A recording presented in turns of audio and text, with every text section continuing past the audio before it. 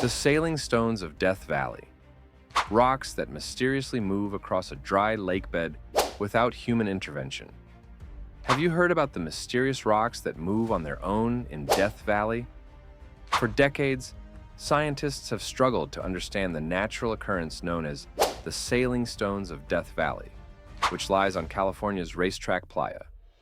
Without human or animal activity, these big rocks seem to migrate across the dry lakebed, creating long trails. According to recent research, thin layers of ice develop around the boulders on chilly evenings, so they may glide when the ice melts under the effect of wind or sun. Subscribe for more.